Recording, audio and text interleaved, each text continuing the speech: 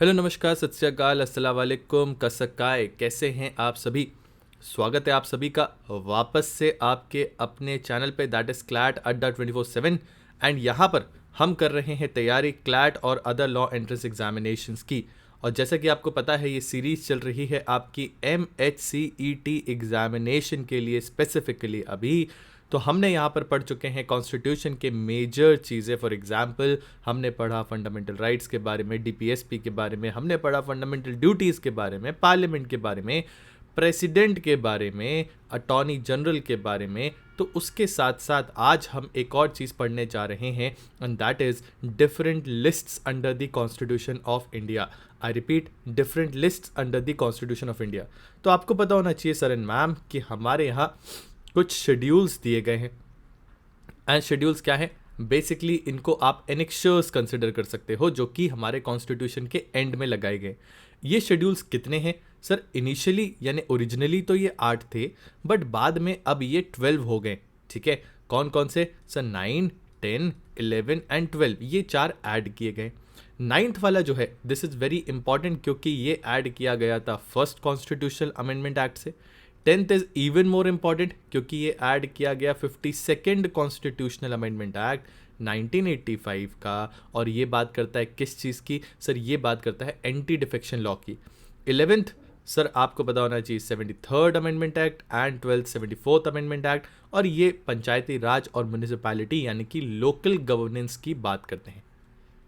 ठीक है, तो अगर अब देखा जाए तो इन टोटल हमारे यहाँ कितने शेड्यूल्स हैं? 12 शेड्यूल्स। हाउएवर ये 12 शेड्यूल्स क्या हमसे एग्जाम में पूछे जा सकते हैं? बिल्कुल पूछे जा सकते हैं। आपको बनना चाहिए कि किस शेड्यूल में क्या चीज़ दी गई है।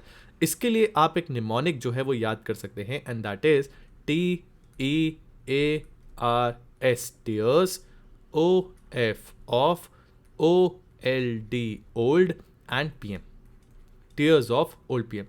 T से आएगा sir and ma'am territory of India, E से आएगा इमोल्यूमेंट्स, A से आएगा ओथ एंड अफर्मेशंस, R से आएगा राज्यसभा सीट्स, S से आएगा आपका शेड्यूल्ड ट्राइबल एरियाज, O से आएगा अदर शेड्यूल्ड एरियाज, F से आएगा फेडरल लिस्ट, O से आएगा ऑफिशियल लैंग्वेज, यहाँ पर L से आएगा आपका लैंड रिफॉर्म्स, D से आएगा एंटी डिफेक्शन, फिर 11th जो है वो है आपका पंचायती राज इंस्टीट्यूशंस एंड जो 12th है दैट इज़ योर म्यूनिसिपैलिटीज़। तो इस तरीके से 1 2 3 4 5 6 7 8 9 10 एंड 11 12 ये सारे के सारे आपको बाय हार्ट रट जाने चाहिए। आज हमारा फोकस जो होगा वो होगा 7th शेड्यूल पे। 7th शेड्यूल जैसा कि आप देख पा रहे हो 7th शेड्यूल बात करता है किसकी? फेडरल लिस्ट की। फेडरल लिस्ट यानी कि आपने और हमने बचपन से एक चीज़ सुन रखी है, too many cooks spoil the broth. कहने का मतलब कि अगर एक चीज़ में एक से अधिक लोग काम करेंगे एक चीज़ के ऊपर तो डेफिनेटली वो चीज़ स्पॉइल हो जाएगी। तो इस चीज़ को ओवरकम करने के लिए हमारे संविधान ने पहले ही ये चीज़ की कि जो सब्जेक्ट मैटर्स हैं वो बांट दिए। Subject matters for what? Subject matters for making law, subject matters for governance, ये जो है बांट दिए। किसके बीच? Central government and state government. यानी यहाँ पर कुछ ऐसे सब्जेक्ट मैटर्स हैं जिस पे सिर्फ सेंट्रल की सरकार कानून बना सकती है, कुछ ऐसे सब्जेक्ट मैटर्स हैं जिस पे सिर्फ स्टेट की सरकार कानून बना सकती है, कुछ ऐसे सब्जेक्ट मैटर्स हैं जिस पे दोनों को ही कानून बनाने का अधिकार दिया गया है। दस ये जो सब्जेक्ट मैटर दिए गए हैं ये कहाँ दिए गए हैं? ये सारे के सारे आपको मिलेंगे शेड्यूल नंबर 7 में। ठीक है, चलिए एज पर शेड्यूल नंबर 7 आपको पता होना चाहिए कि एक आर्टिकल है that is known as article 246। इसने डिवाइड किए हैं ये सब्जेक्ट मैटर जिसके लिए फिर बाद में आपका शेड्यूल नंबर 7 ऐड किया गया। किसके बीच? सब पार्लियामेंट यानी कि central government and state legislatures यानी कि यहाँ पे बात हो रही है स्टेट गवर्नमेंट की।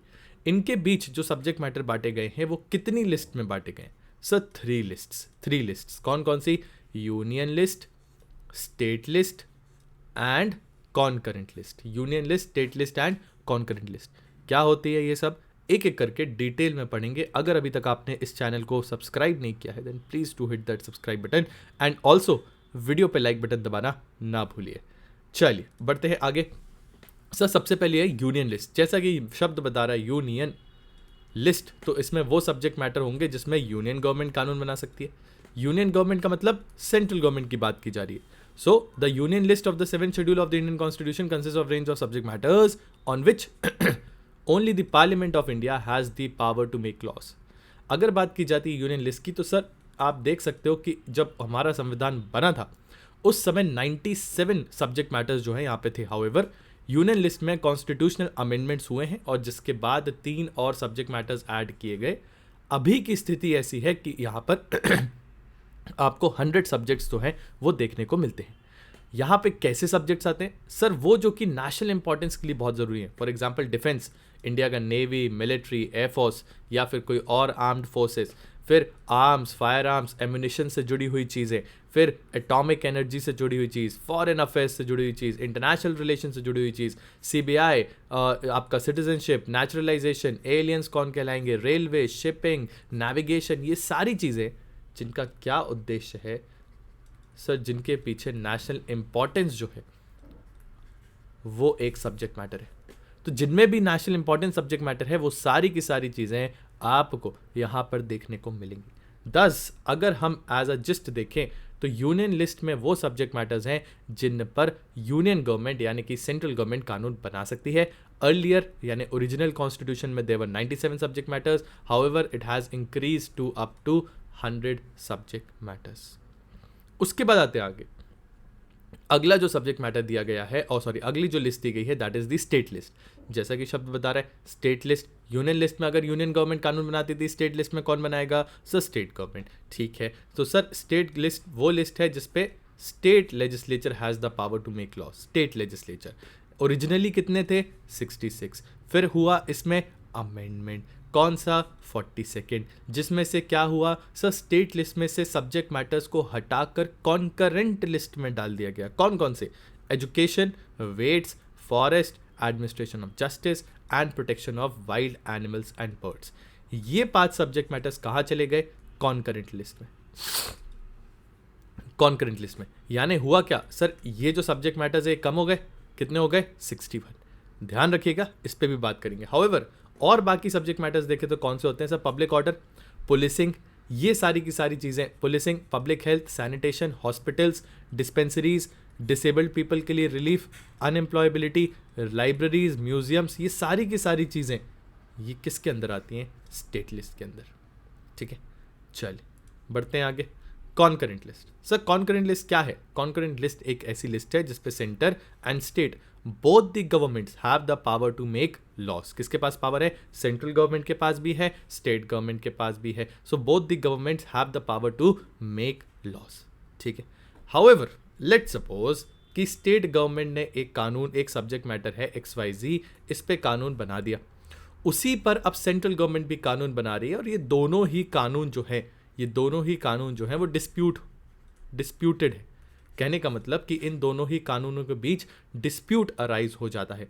तो ऐसी स्थिति में किसका कानून सस्टेन करेगा? So the answer to the question is the law made by the central government. The law made by the central government. ठीक है, I repeat, if in case there is a dispute between the law made by the center and the dispute between the law made by the state, then the law which has been made by the center will prevail.